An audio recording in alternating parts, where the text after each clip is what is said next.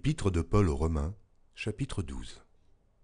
Je vous exhorte donc, frères, par les compassions de Dieu, à offrir vos corps comme un sacrifice vivant, saint, agréable à Dieu, ce qui sera de votre part un culte raisonnable.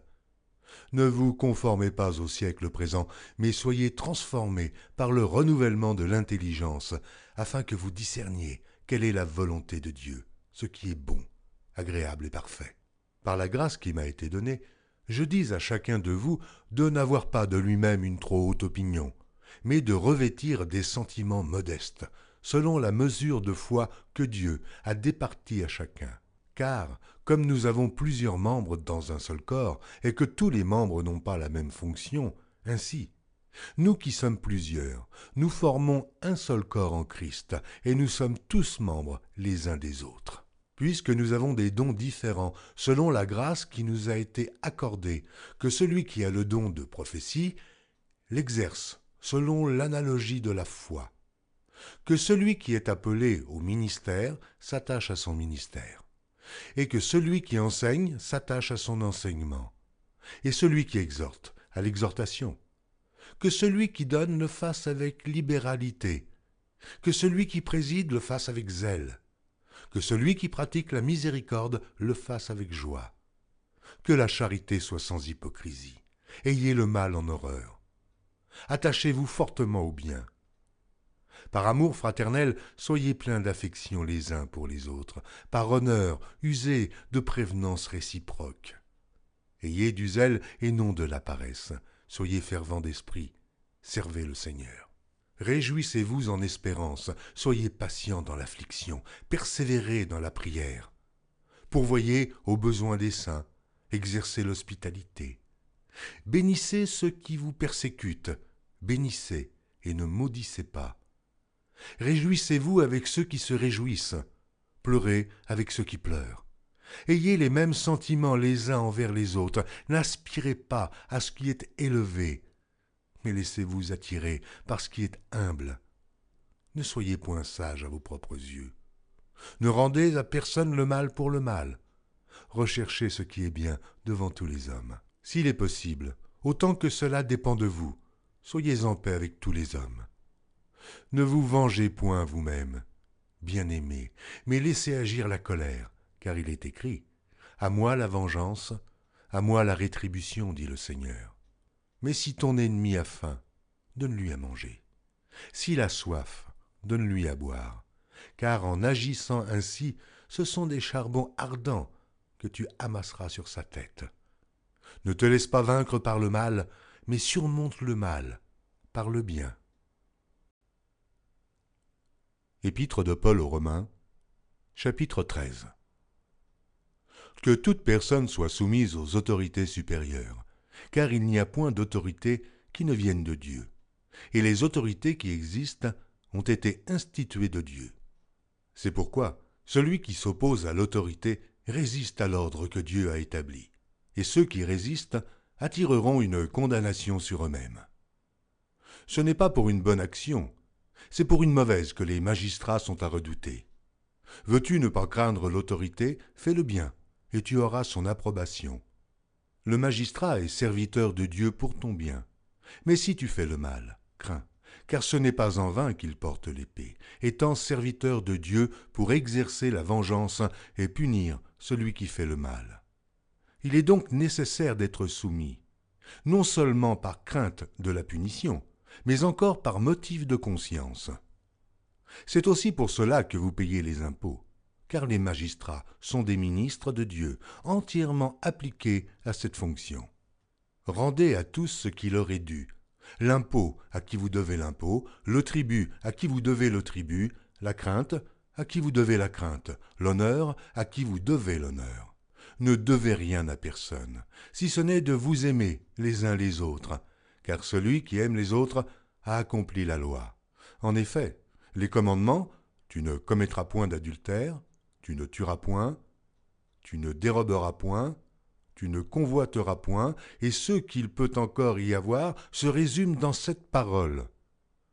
Tu aimeras ton prochain comme toi-même. L'amour ne fait point de mal au prochain. L'amour est donc l'accomplissement de la loi. Cela importe d'autant plus que vous savez en quel temps nous sommes. C'est l'heure de vous réveiller enfin du sommeil, car maintenant le salut est plus près de nous que lorsque nous avons cru. La nuit est avancée, le jour approche. Dépouillons-nous donc des œuvres des ténèbres et revêtons les armes de la lumière. Marchons honnêtement, comme en plein jour, loin des excès et de l'ivrognerie, de la luxure et de l'impudicité, des querelles et des jalousies. Mais revêtez-vous du Seigneur Jésus-Christ et n'ayez pas soin de la chair pour en satisfaire les convoitises. Épître de Paul aux Romains, chapitre 14. Faites accueil à celui qui est faible dans la foi, et ne discutez pas sur les opinions. Tel croit pouvoir manger de tout, tel autre qui est faible ne mange que des légumes. Que celui qui mange ne méprise point celui qui ne mange pas, et que celui qui ne mange pas ne juge point celui qui mange, car Dieu l'a accueilli. Qui es-tu, toi qui juges un serviteur d'autrui? S'il se tient debout ou s'il tombe, cela regarde son maître. Mais il se tiendra debout, car le Seigneur a le pouvoir de l'affermir. Tel fait une distinction entre les jours. Tel autre les estime tous égaux. Que chacun ait en son esprit une pleine conviction. Celui qui distingue entre les jours agit ainsi pour le Seigneur. Celui qui mange, c'est pour le Seigneur qu'il mange, car il rend grâce à Dieu.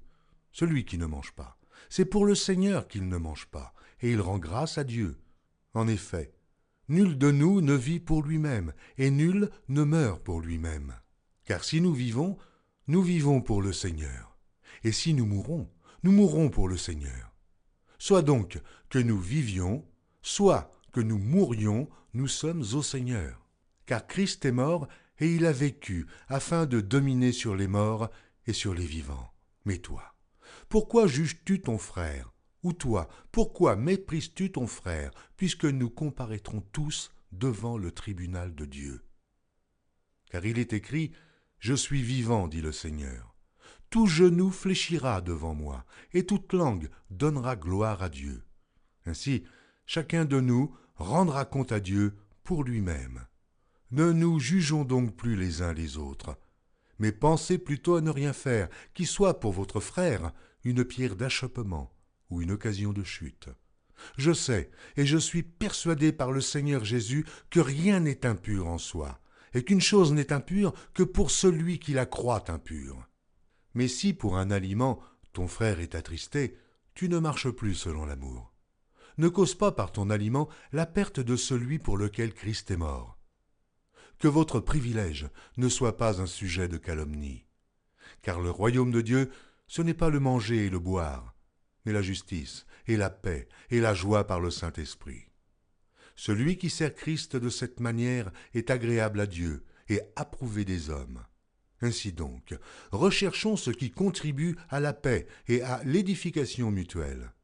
Pour un aliment, ne détruis pas l'œuvre de Dieu.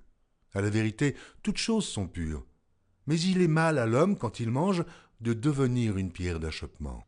Il est bien de ne pas manger de viande, de ne pas boire de vin, et de s'abstenir de ce qui peut être pour ton frère une occasion de chute, de scandale ou de faiblesse. Cette foi que tu as, garde-la pour toi devant Dieu. Heureux celui qui ne se condamne pas lui-même dans ce qu'il approuve. Mais celui qui a des doutes au sujet de ce qu'il mange est condamné, parce qu'il n'agit pas par conviction. Tout ce qui n'est pas le produit d'une conviction est péché.